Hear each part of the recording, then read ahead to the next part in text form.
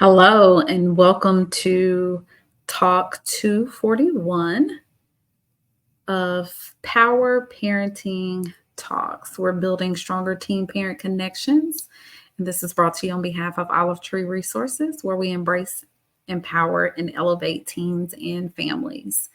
Power stands for Parents Overcoming with Wisdom, Education, and Resources. And during our time together, every month, the first Wednesday of the month, once a month, we come and have these talks, which help our parents gain information, education, resources, and utilize our wisdom among each other as people share in the comment section. And some of these sessions are offered in person. If individuals are in and near our local main office facility, they can go to our website, which is olivetreepartner.org, and register for in person. Otherwise, we allow this to be available here on our YouTube channel for parents to come back and revisit the information. We try to make them short and impactful in information so that you can gain what you need to walk what this looks like as a parent for us. Every child is different, and when they enter the adolescent stage, we know that it is an integral time for them, and we want to be able to relate to them and be present and available for what they need at this time in their walk. So, we are one of many wonderful organizations that are striving to partner with parents to be that support. For we know it takes more than just the parents, it takes a village. We always encourage our parents to recognize that when your teen hits that adolescent stage, there's not everything that they're going to tell you, they're not going to share every struggle. So it's important that we introduce those safe spaces, counseling, therapy spaces for them to be able to share and express and have healthy brain development. So, our topic for today is the dopamine reward loop. We're going to gain a lot from this as adults, but this topic here will also help us be better servants to our young people. The dopamine reward loop is something that has been studied and looked into. It could definitely be a healthy aspect of our brain development, but there are portions that, if not managed well, it can become something that appears very unhealthy. Thanks to Dr. Susan Winchner, there are some things we're going to look at today that she had researched probably back in early I would say 2010, 2000, between 2010, 2012, and gave us some good insight into this. But now, with the increased utilization of technology and our social media platforms, we should definitely be looking at this and making adjustments to help our brains develop a little healthier, especially for our youth. So let's dive into a couple of things. You may be wondering, dopamine, what is that? Let's talk about it. Well, it was discovered in 1958 by Carlson and Hawthorpe at the National Heart Institute of Sweden. And dopamine is created in various parts of our brain. It is a critical part in our brain function, including our thinking, moving, sleeping, mood, attention, motivation. So it is a very influential aspects of that brain chemical balance there. It is known as, AKA, the feel good neurotransmitter of our brain, and that chemical message that goes to our brain, which provides us pleasure. How many people like pleasure? Yes, all of us. Come on. So we should not allow ourselves to deprive our teens or to be upset with them when they try to veer towards what they believe to be pleasurable to them. But with information and with awareness and with the knowledge that we're providing, we can all be better in balancing ourselves, having self-control, recognizing what things impact us in what way, and how to make appropriate adjustments. We always tell individuals here at Olive Tree Resources, as parents, as we heal, our children heal. So some of this information may be applicable to you, and you can utilize it yourself to implement some more healthier patterns. And therefore, what happens? Our children, our teens, they follow suit in the things that we display before them. So we're always seeking something. We're seeking a pleasure. People don't seek out, let me go seek what hurts me. Let me go seek what makes me feel bad, right? No, we're going to seek what gives us pleasure, what makes us feel good, what gives us enjoyment. And so today we're going to show a visual so that you can just see what this cycle looks like. We're for the sake of not exhausting every area that we could exhaust today, we're just going to look at the phone. We're going to look at the cell phone. In place of that cell phone, if you want to take this same visual to help you, in place of that cell phone, you can put so many other things. Food, okay? We can put sex and sexual pleasures and sexual things, okay? Sometimes we don't want to talk about that, but guess what? Your teen is talking about it. Sorry. And if we don't talk about it in some shape, form, or fashion, they're searching it on that very thing there that's on that cycle. They're searching it because they are inquisitive and they're wondering, and they're hearing numerous conversations in their schools and among their peers. And they're seeing it just sitting there watching a commercial. So therefore their brain is like, let me try to figure this out.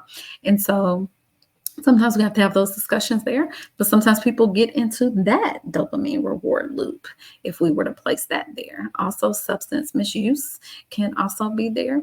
So this is a very good topic of discussion because the more aware we are, we can make adjustments. So when we are indulging in those particular pleasures, and as we mentioned today, we're talking about the phone, it increases that level and desire and arouse for us to seek those behaviors. So you see on the second trail there, we see that increase in our brain.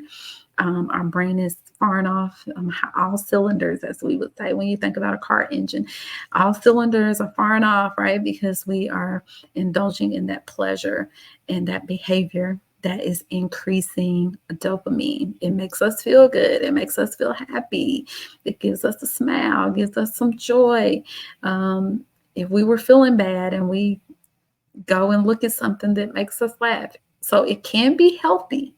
So it's not all bad. It's just when we have an overextension of it and a fast-paced increase of it, it can be damaging to the brain development, especially for our teens. As we know, their brains are still developing. And we're going to have a actual talk. One of our talks will be more in depth about the brain so that as parents, we can understand it a little better. And we won't be so hard on our young people because some of the things that they're encountering and dealing with, they can't even explain. So if we have the education and the resources to explain it, it won't make it so foreign to them, and it won't frustrate us as much in sometimes some ways. Come on, let's be honest, parents. We're being hard on them. We're being sometimes loud, or our body language and our tone is a little different, which elevates their discomfort in sharing, number one. And also, it also impacts them to then turn to more of those dopamine reward loops because they feel like, well, I'm not good enough. And I'm always doing this. I'm always in trouble. I'm always that. And they have to go do something that makes them feel good. They have to fuel that. They have to feed it. Okay. But when it's over levels in our brain, these are some of the things that you may see in your teen because this is what happens. You may see it in yourself as well. As I said, this information is not just for them. It's for adults too. But you may see that they'll have lack of motivation. And we're wondering what's going on with them. If they found themselves in a loop, in a cycle, if you see they literally been in their room all day on their phone, you can see, and you're like, you go there, you go knock on their door. I'm giving y'all examples that I have a teen right now, so I know this also well, but you go knock on the door. Hey, you want to go with me and ride to the store? No, I'm fine. And you're feeling like, oh my gosh, like they never want to go. Sometimes it's just presented in a different way. Like, hey, go with me. Not even really a question. Hey, I need you to go with me. I want to hang out with you. I love being with you. Just give me 30 minutes. We're going to go to the store and be right back. That helps them break up the routine of that loop that it has happened for them. And sometimes you'll be like, you've been up there all day. Sometimes, unbeknownst to them, it doesn't feel like that because when you're in that loop, you're not even really conscious of time. They have feelings of nervousness, irritability, hopelessness, exhaustion. All of those can come as a result of that increase of dopamine in the brain. So we got to give ourselves breaks, do different things. Difficulty concentrating and other cognitive changes happen. So yes, we got to break it up. We got to do different things and provide other stimulants for our brain.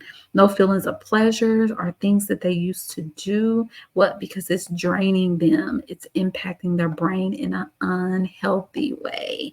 So we have to be very, very, very conscious of that. They may have difficulty sleeping. And lastly, socially withdrawing could also be a sign of that when the dopamine level is so high. So let's just be watchful of that. I wanted to provide that for you all so you would have that information. And as parents, we could be well aware of what may be potentially happening when you're seeing patterns. Just, we don't have to yell at them. We don't have to be very upset with them. We can introduce ways for them to practice healthier behaviors, and we may have to join them as well. One thing I want to mention is sometimes our children, if we find ourselves in a dopamine reward loop, we may be on our phone. And how many probably will be able to attest to this? Your teen has said to you, well, Mom, you're on your phone all the time. I was talking to you and you didn't even hear me. And we get very defensive in the moment. We'll tell them, what are you talking about? I didn't do that. Well, sometimes if we want to take time and reflect, and we don't have to do this in front of our children, but in our own personal time, think, you know what? I really do that. I need something to help break up that loop that I find myself in, and make some adjustments. And as they see us do it, they will join us and we can probably do it together. So here are some quick ways that we can assist in changing those unhealthy behaviors that will then help our brain process a little better. One, sometimes we need to take a detox, a 30-day pause, or a 30-day adjustment. Sometimes people can't just all of a sudden just turn off their phone and never look again. But whatever that time frame is for you to have a break, a rest, pause, detox in different ways, that is one way we can help those unhealthy behaviors. As I mentioned, the example of just going and instead of saying, hey, you want to go to the store with me? We're not asking a question. We're presenting it more in the sense of, I want connection with you. I want to be with you. We're here to build and strengthen those teen parent connections. So don't present it as a question, present it as a partnership. I want to be with you. Let them know you want connection. And I'm asking you to go to the store with me, or I need you to go with, I would love, that's another good way to, I would love for you to go to the store with me. And of course, they're going to pout because you just broke up their reward loop that they were in. They're binging on their favorite show on Netflix or whatever, or YouTube or TikTok, right? And you say, that's okay. Just take a little break. I really, can you give me just, 15, 20 minutes of your time because I just love being with you. So it's ways to do that, to present it in a way that allows them to be conscious of that and break the cycle in the loop. Identifying what makes us go there. And that's a discussion you can have with your team. Hey, what are some things that happen that make you, want to go to your phone for an extended period of times? Most of the time it's going to be boredom. They're going to tell you, I'm bored, or that's how I talk to my friends. So what we have to do is be creative. And if they're bored, let's find some other ways to engage. Developing that support system. Family is probably the number one best support. If we can nurture and foster those systems together and hold each other accountable, that will be a beautiful thing. And it may be among their peers as well if they have a good circle of friends. Here's that piece where we can add in some other alternatives: exercise, diet, socialization. Just do some different activities and events that allow them to break the cycle. So it's not harmful. Yes, it's a great place for them to socialize. It's prominent now of the connection with their friends, but how can we mix it up for them? We can utilize that. Another good way, definitely counseling. Please, if you have not, introduce your teen to counseling services, therapy services. It doesn't mean that something's wrong all the time. It is a great practice for them to get into so that you're helping them have those cognitive development processes that they can build for themselves. And it will be less and less that they may have to have those check ins. But if you can introduce it now, you're setting them up for a successful future in brain self care and mental wellness.